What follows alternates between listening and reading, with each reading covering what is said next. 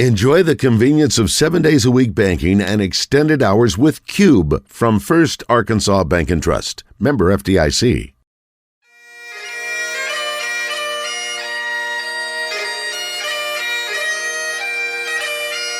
It's time for From the Short Grass with Trey Schaap, a golf podcast for those who love golf, struggle with golf, and just like to enjoy the outdoors and fellowship with friends, all while chasing a ball around trying to put it in a 4 1/4 inch diameter hole.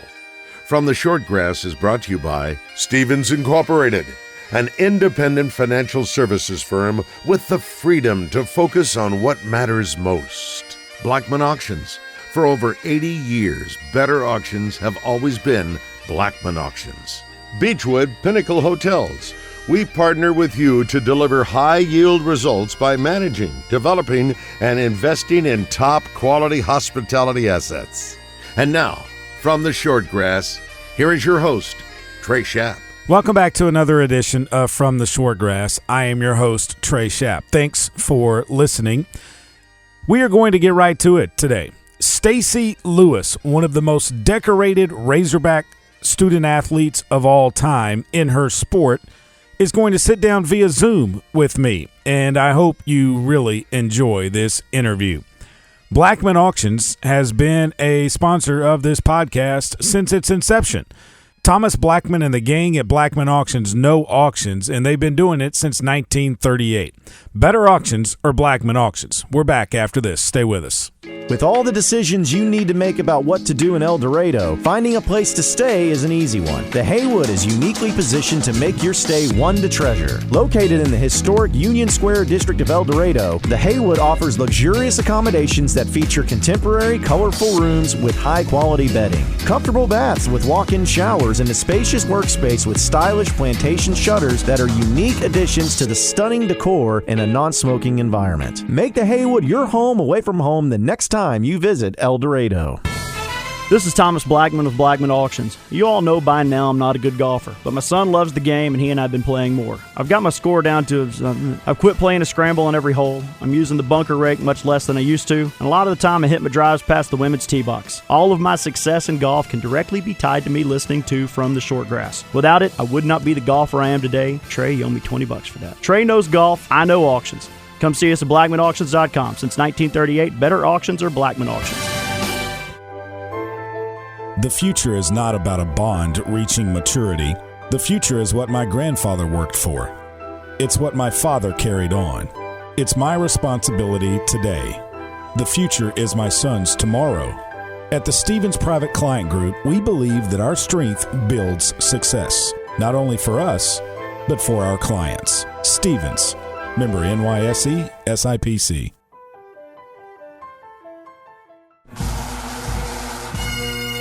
Welcome back to this edition of From the Short Grass.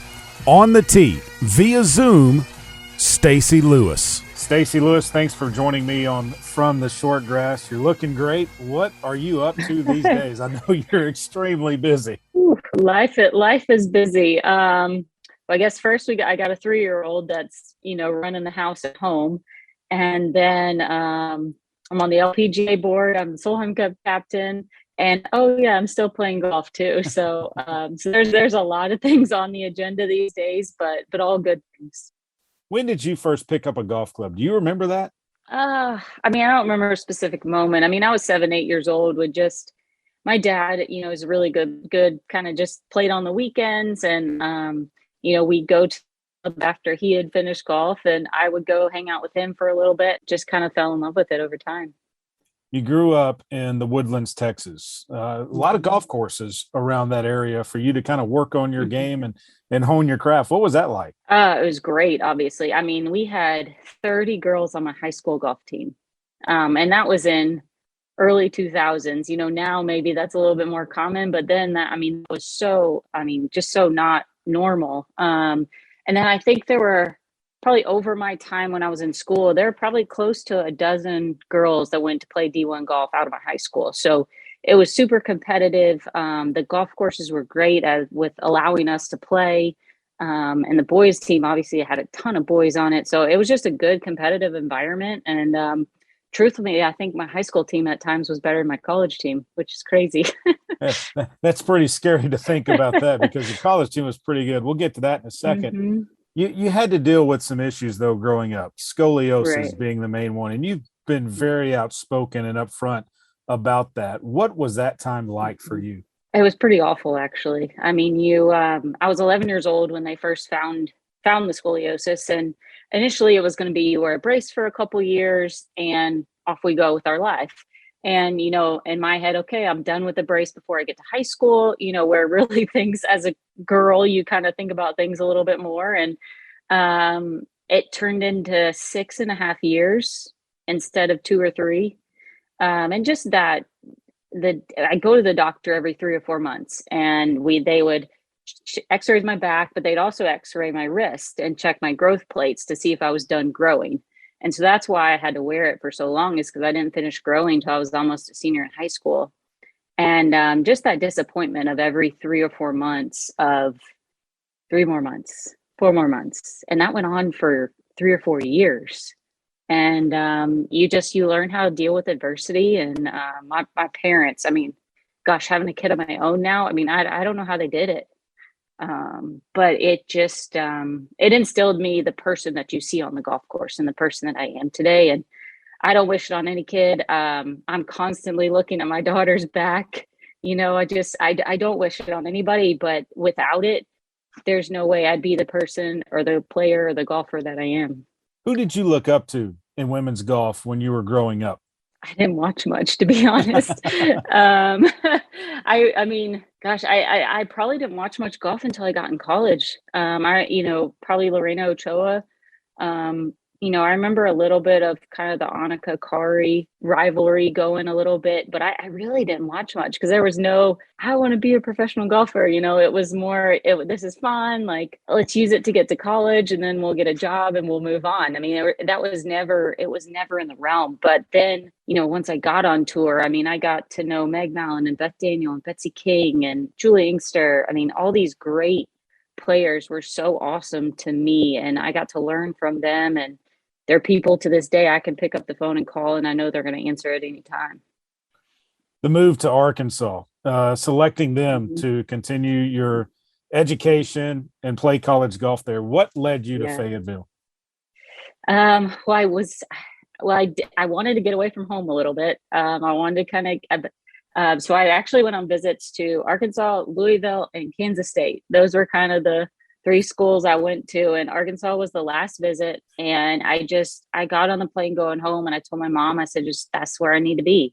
The coaches felt right. The size of the school felt right for me. Like I don't know it wasn't really one specific thing, but it felt like home, and it felt like it was going to be right. And I mean, gosh, when all this stuff with my back happened, so I signed in November, find out in February, my senior year, that now I have to have surgery on my back.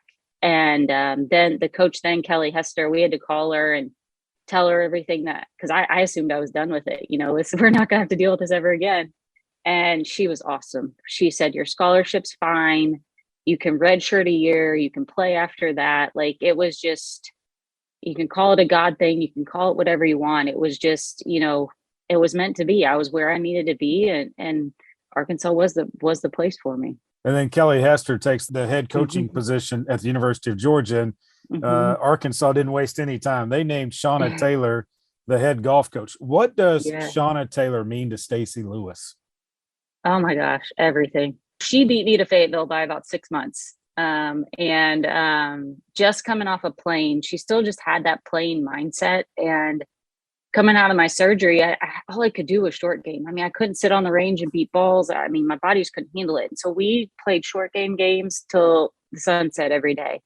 And she is probably, I don't know who's more competitive between the two of us, but it got ugly at times, just no, mine's closer, no, yours is closer. And and you could always tell who lost because the other person was pretty mad leaving that chipping green. So just the competitiveness, and she just had this belief in herself, just this confidence. And I think that's what I got out of her more than anything is just, I mean, I remember the SECs my freshman year. She's like, she walked up to me after the practice round. She said, this golf course is perfect for you. And I'm like, what are you talking about? Like, are you crazy? But just to have that confidence to say that to me, and like, that's what she believes in me. Like, oh shoot, I need to believe that myself. And I think that more than anything is what she's instilled in me. And she still does. I mean, she still sends me little texts here and there. And it's just that belief, I think, is something that all of the girls that have come out of Arkansas, you can see a little bit of Shauna in all of them. Well, I think that golf course suited you pretty well. You ended up winning the SEC tournament that year. I did, yes. and then I believe you were not able to play in the SEC tournament, but you went on and won the NCAA tournament. Mm-hmm. Yeah, that was my junior year. But yeah, I had that's to this day the only tournament I've ever pulled out of because of my back. But I had issue with my back, wasn't able to play, and then we got it fixed up. And a couple weeks later, went and qualified at a regional, finished third, I think, at the regional, and qualified to go to nationals by myself. And lo and behold, we come away with the trophy. What did it mean when you saw Maria Fossey walking up the 18th hole at the Blessings Golf Club, and they're calling the Hogs? You don't hear that outside of the major venues that often, but to hear that on a golf course, did that give you some sort of satisfaction, like, hey, the Hogs have finally made it? And also the fact that Maria Fossey is now an NCAA champion as well? Yeah, just I think more than anything that the players are seeing the value of coming to Arkansas and seeing why I love it. I just tell people I love this place. I love it. And as soon as you come on campus, I think you know that. And so just seeing these great players come to Arkansas and put it on the map. And gosh, I couldn't imagine walking up 18 at home at the Blessings, winning the national championship. I mean, I don't know how you ever top it, to be honest. I mean, I think anything Maria does from there, unless it's winning a major championship of her own, I don't know how you top that. Just what an experience. And, she's been a great, like Gabby too. I mean, they've both been such great ambassadors for the University of Arkansas, and continue to try to build a program like I do. Does Hunter Yurachek send you a Christmas card every year? He should, right? Yeah. I mean, my goodness. I got thrown right into the mix of all that. I was going to say, so the chancellor at the time, John Steinmetz, names you to the group that's going to help select the next AD. And lo and behold, Your husband is the golf coach at the University of Houston. And did you have a conversation with, hey, what do you think Hunter would be good for this job? And now look at what Hunter's done at Arkansas. Yeah, I mean, it was one, I was honored just to be selected to have a voice and have an opinion in that, they wanted, some people from the women's side to make sure they had a say in things. And obviously got to know Hunter through the process. And then the chancellor actually called and said, could you go to this interview with me in Houston? So here I am going to interview my husband's boss. I mean, I was like, this is going to be so weird. This is going to end. I mean, I got requests from the media for, emails and text messages. And luckily they told us in the first place, they said, just do all phone calls, like nothing over email. So I didn't have anything to send anybody, about anything. So it was just such a strange process, just being that he was my husband's boss, but just knowing how much my husband thought of him and how much he loved working for him. I wasn't surprised that he was one of the finalists. When were you told that he had gotten the job? Actually, my husband found out before I did. And that's kind of strange. He got a note. Hunter had sent a message out to all the head coaches that, he was obviously moving on. And so I actually found out that way before I found out that he was the final selection.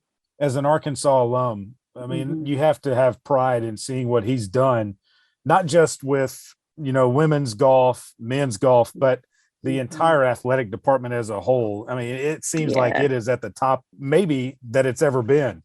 Yeah, I mean, gosh, you look at all the sports across the board. I mean, no one, kind of get the feeling that no one's getting lost, and that's how it should be. People should be being taken care of. And I think it's really cool to see the softball and baseball teams both. I mean, softball especially. I mean, they struggled so much for so many years, and the job they're doing is unbelievable. So I mean, I'm not surprised with Hunter. I mean, he did a great job at Houston with a pretty limited budget, and you get to a bigger school, you got a little bit more to work with. And, college athletics is becoming it's more of a business now than it has ever been. So the old coaches moving into the athletic director roles, I don't think you're not going to see it. And if you do see it, it's probably not going to be as successful just because of it's more of a business. You were a volunteer assistant on the Arkansas golf team several years ago. Are you still able to get back from time to time and kind of play around with them and teach them some of the nuances that you have learned over your many years of playing the game? Yeah, I try to. I mean, obviously the schedule is a little bit tougher now, but now it's more of a sounding board of, kind of helping the girls with that transition and moving to the next level. I've talked with, trying to help Brooke Matthews is kind of the latest one, helping her with the transition of it, and caddies and agents and sponsors and all those kind of things. And, when I am in town, it's, just being there so they can ask questions and, put a face to a name that they see all over the building and all over campus. So, just try to make it more normal for them so that, when they do get out on tour, they're a little bit more comfortable. The AJGA event up there at the Blessings that bears Yep. your name. How involved are you with it? I'm very involved. I mean, the last couple of years, because of schedule, I haven't been able to actually be there. But we wanted, kids are committing to schools younger and younger now. So we've got this, we're the 12 to 15-year-old age group. And so just want to get them on campus and come see it. I think that was one of Shauna's and Brad's biggest things that holds them back, is somebody says Arkansas. And that, that's everybody's reaction. And then they come there and they're like, wow, this is awesome. Like, I want to be a part, so it's like, let's get that out of the way. Let's have them come here and play this tournament, and kind of get it over the hump, so that when the recruiting process starts, it's not Arkansas, it's like, right. Oh yeah, I want to go there. I want to check things out. And, and I think it's worked. I think it's been tremendously successful. And, some kids are scared of the Blessings, but I think we want the ones that love it anyways. The Northwest Arkansas Championship. I'm going to say it. You won it as an amateur. A lot of people say, well, it didn't count. There's only 18 holes. Mm-hmm. What was that like? It was a strange week. I was coming off of, it was the summer right after, going into my senior year, where I had won a national championship. I played some really good amateur golf in the summer. And so, I knew I could play well. I knew I could play with the girls. I knew I had the course experience. And then this one round of golf got stretched out over 3 days, and it just turned into a marathon. And if you're going to have a washout, if you're going to have a rain out of a golf tournament, now knowing kind of the other sides of what happens with that, what's involved with that, it probably was perfect that I won it, to be honest. For the tournament itself, gosh, what a great PR thing going forward. And, you couldn't really have a sponsor be too upset about it. What is life like on the LPGA tour for Stacy Lewis?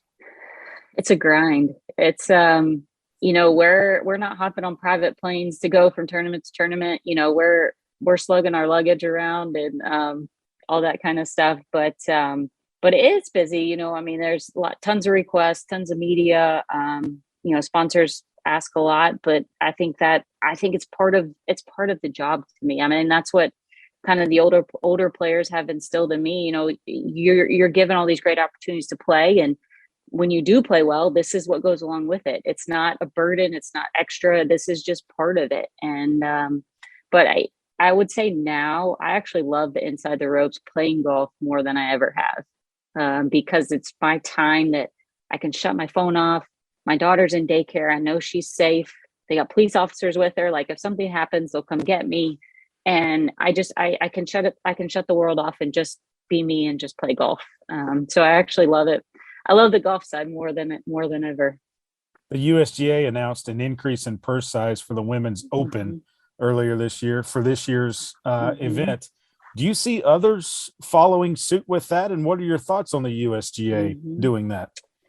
I don't think the USGA is done. I don't think our other majors are done. I think I see us getting probably more similar to tennis, where our majors are pretty equal with the guys, and then our other events are going to be quite a bit lower. But I think it's a great model. I think, you got 5 weeks a year, get on network TV, get all the eyeballs on us. And then you have the other tournaments that you grow in these communities, and there's still opportunities for us to grow and go play and go get better. But I think there's more coming. I mean, it's crazy to think of where we were, gosh, probably 10 years ago, where maybe 3 million was our biggest purse, and now we're up to 10, and some looking to push it higher. So, I mean, it's kind of mind blowing, but it's just great to see, people are seeing the value in the women playing and getting us, these great venues to play. And, I guess you just feel more appreciated, I guess, than anything. You were named Solheim Cup captain in February. That had to have been a great birthday gift since you were born in the month of February. Yeah, I got the call. It was right after the first of the year. And so I had to keep it quiet for a month, which How did was you do really, that? it was so hard. It was, I told my family, obviously. I called Shauna, I called, just a couple people that were close to me that I knew wouldn't say anything. But then, I was home, but then we went and played tournaments. And so all these girls, hey, do you know who the next captain's going to be? Who's the next captain going to be? I'm having to lie to everybody. Like, this is horrible.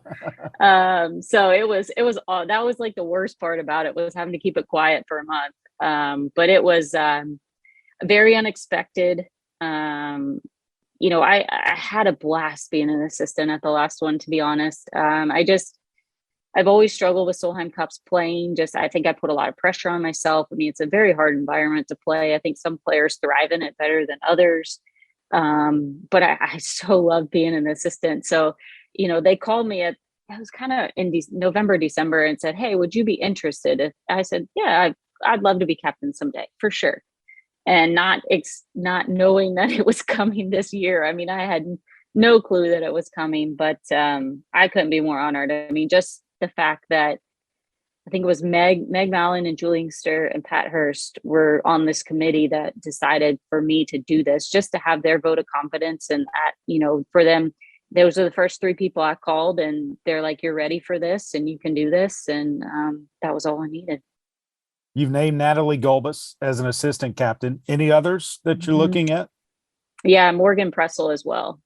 Okay. So just, Morgan's doing TV, kind of seeing things from a different perspective, but she's also close to the girls and knows them really well. And Natalie is, gosh, I mean, if you spend any time with her, she's so positive and just so great in the team room. She was on 2 winning teams herself. So just trying to bring some fresh air in there, just super positive. Let's go have fun. Let's, this is an honor, you guys. Like, let's go enjoy this and represent our country. And obviously the team, a lot of it's decided on points, but how would you like to see the makeup of your team? Mm-hmm. Well, I get 3 captains picks in it all. So, but the rest is off of points and rankings. So we'll see how it comes together. But I think, we're going to have kind of our standard veterans that have been there for the last couple, but even those girls, Jessica Corder's never been on a winning team. I don't think Nellie has either. Lexi's been on a couple. Lizette has won a couple, I believe. So we really don't have a lot of experience winning.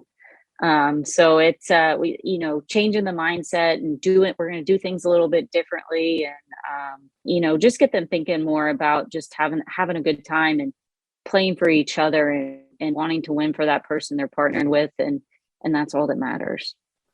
You've played golf all over the world. I've seen some of the pictures of you at historic places. Obviously, when you won the British Women's Amateur at St. Andrews on the Swilcan Bridge, that had to have been probably one of the tops. But what is Stacy Lewis's favorite course you've ever played? Old course at St. Andrews. And that's not just because you said it. I played Curtis Cup there, which is kind of the amateur version of Solheim Cup. And I love history. Like, I love the history of the game, and I just appreciate it so much. And we had local caddies that week, and my guy Fraser, he's still a great friend of mine. He's actually now the head caddy master at the old course. But he just all week, I played the old course 11 times in 7 days, and just telling me stories of different holes and different shots. And it was such a learning experience. I fell in love with it. And then going back to win the Women's British Open just a few years later, it's one of those things. It's like Maria walking up 18. I mean, how do you ever top it? How do you top winning a major at St. Andrews? To be only one of Lorena and I are the only ones that have won there. It's the coolest place. If you're a golf nerd at all, you need to go play there. I was supposed to go play in 2000. Cubs Cardinals were going to have the London series. COVID hits. I don't get to go. So I'm going to send you an email when I rebook it, so you can get me in touch with Frazier, so I can make sure I get him as my caddy. That's easy. He gets phone calls from our friends all the time now. I bet he does. Stacy, a fantasy foursome, you and 3 others, living or deceased, that you would like to play around a golf with. I'm always pretty simple with this. I mean, if I could play around and golf with my dad, we don't get to do it a whole lot anymore. So that's always pretty special, and special for him. Probably my college coaches and my husband. I mean, I've never been the big celebrity type, and I've met a lot of great people in this game. And I just appreciate so much the people have helped me to where I am. And, that's who I want to spend my time with. You still have that Razorback on that driver, don't you? I do. He goes everywhere with me. I wouldn't be where I am without the school. I mean, the university took a chance on me. I was coming in, I just had rods and screws putting in my back. Who knows if I'm ever going to play this game again? And they took an opportunity, took a chance on me, and gave me all the ice bags that I needed for 3 years, and all the trainers and all that stuff to help me recover. And and I wouldn't be where I am without it. I can't let you get out of here without asking you, what is life like being a mother? Oh gosh, you forget what life was like before. And I think most moms could tell you that. I don't know.